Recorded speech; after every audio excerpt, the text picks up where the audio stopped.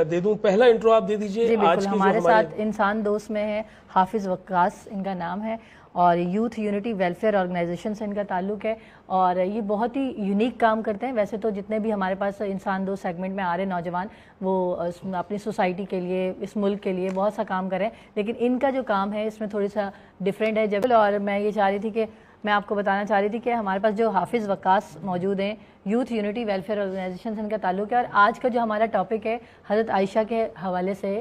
تو ان کا ایک پروجیکٹ میری نظر سے گزرا, میں سوشل میڈیا سے دیکھتی رہتی ہوں, تو جو یہ کام کر رہے ہیں نا سوسائٹی کے لیے, پاکستان کے لیے, جس میں دسترخوان ہے, جس میں راشن ڈسٹریبیوٹ ہے, یا جس میں میڈیکل کیمپ لگائے جا رہے ہیں, اور رمضان میں ہمیں خاص طور پہ اس طرح کی چیزیں نظر آتے ہیں. تو ایک چیز میری نظر سے گزری کہ سستا پراٹھا سحری کے لیے, اور اس پروجیکٹ کا نام ہے سخاوت حضرت عائشہ. اچھا, یہ میرے ایسے میری نظر سے گزرا اور میں نے ان سے کانٹیکٹ کر لیا. ایک ایکٹیویٹی کی جا سکتی تھی, کی جا رہی ہے, لیکن اس کو کوئی عنوان دینا اور پھر اس طرح, اور اس طرح کے ان کے پروجیکٹ بہت سارے ہیں. ان کے پاس سستی روٹی کا ایک پروجیکٹ ہے, حضرت عثمان غنی کے نام سے جو ہے وہ راشن کا ہے, حضرت خدیجہ کے نام سے ان کا پروجیکٹ ہے. تو میں ان سے جاننا چاہوں گی, پہلے تو مجھے اپنی آرگنائزیشن کے بارے میں بتائیں کہ کیا ہے یوتھ یونٹی ویلفیئر آرگنائزیشن, کب آپ نے اس کا سٹارٹ لیا, اور یہ آئیڈیا کیسے آیا کہ ان ہستیوں کے نام سے آپ نے جو ہے وہ اس طرح کی ایکٹیویٹیز کو جوڑ دیا. اصل میں الحمدللہ یہ 2018 میں ہم نے اس کا آغاز کیا تھا. اس کے بعد لاک ڈاؤن لگ گیا تھا, تو لاک ڈاؤن میں کرونا میں بہت زیادہ جو ہے وہ آپ کو پتہ ہے کہ سب چیزیں تقریباً بند ہی ہو گیا تھا سب. لیکن الحمدللہ ہم روزانہ کی بنیاد پہ 600 سے 700 گھروں میں لاک ڈاؤن کے ٹائم پہ کھانا جو ہے ڈسٹریبیوٹ کرتے تھے. اچھا, پکا کر کھانا, پکا ہوا کھانا روٹی کے ساتھ یا بریانی وغیرہ کچھ بھی, اس کے باکسز بنا کے, اور وہ ویڈیوز بہت زیادہ سوشل میڈیا پہ وائرل ہوئی.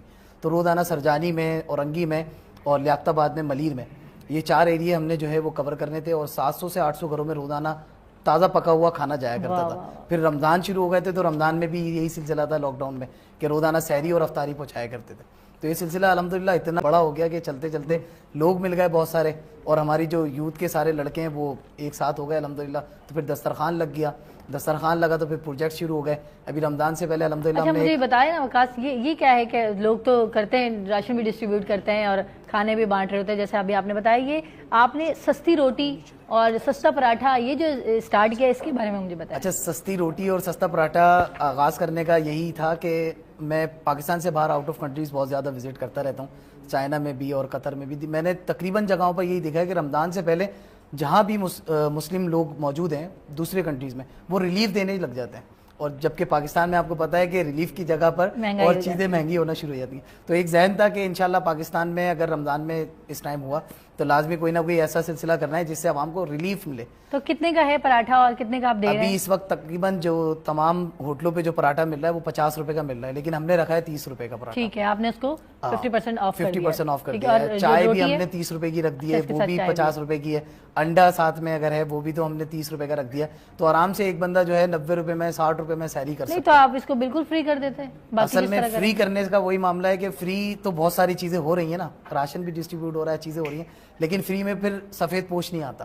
فری میں جو ہے نا وہ جھجکتا ہے آنے سے, وہ لائن نہیں لگاتا کہ یار کس طریقے سے وہ لوگ دیکھیں گے. اب ایریے کے ہی دکانوں پہ یہ چیزیں ہو رہی ہوتی ہیں ہماری, سستی جو ہمارے راشن کی ڈرائیو ہوتی ہے, سستی جیسے سحری روٹی مل رہی ہے, تو جو دوسرے لوگ ہوتے ہیں وہ دیکھ کر جو ہے نا اس کو شرمندگی ہوتی ہے, یار کیا یار مجھے لائن میں لگا کے رکھا ہوا. اچھا, خریدنے والا جو معاملہ ہے نا وہ بندہ بے جھجک ہو کر خریدتا ہے. اچھا, اس میں جو ہے لوور مڈل کلاس بھی لے رہا ہے, مڈل کلاس بھی لے رہا ہے, ہر قسم کا طبقہ آ کے لے رہا ہے. یعنی سبسڈی سے اس کی عزت نفس مجروح نہیں ہو رہی. بالکل ایسا ہی ہے, کسی کی عزت نفس. اچھا, آپ نے یہ جو ہستیوں کے ساتھ ان کو جوڑ دیا ہے, جیسے آپ نے سستا پراٹھا حضرت عائشہ کے نام سے, تو اس کا بھی مجھے بتائیے گا یہ آئیڈیا کیسے آیا آپ کے ذہن میں؟ اچھا, حضرت عائشہ رضی اللہ تعالیٰ عنہ کے نام سے اس لیے منسوب کیا کہ ایک مشکات شریف کی حدیث ہے, حضور علیہ الصلوۃ والسلام نے حضرت عائشہ رضی اللہ تعالیٰ عنہ کو مخاطب کر کے فرمایا کہ مسکین لوگ جو ہے نا امیروں سے 40 برس پہلے جنت میں جائیں گے, تو آپ ان کو اپنے قریب رکھا کرو اور ان سے محبت کیا کرو. بالکل بالکل, تاکہ یہ اللہ تعالیٰ جو ہے آپ کو اپنا قرب عطا فرمائے. تو سیدنا عائشہ رضی اللہ تعالیٰ عنہ کے نام سے اس لیے ہم نے سستی سحری کری.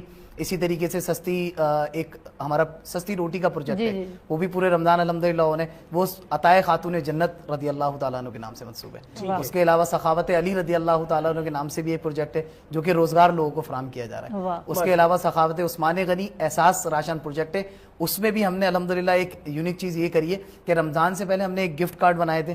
وہ گفٹ کارڈ ہم نے جو یتیم اور مسکین اور بیوہ ہیں صرف ان کے گھروں تک پہنچائے تھے.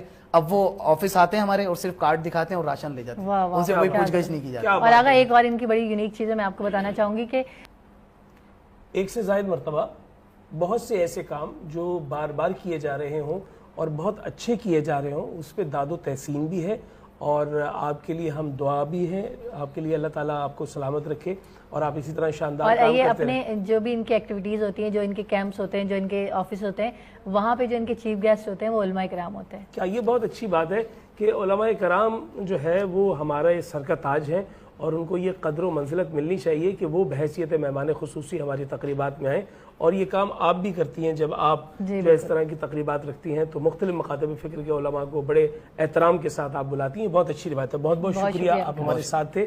اور ناظرین محترم، اب سیگمنٹ کا وقت ہوا چاہتا ہے آج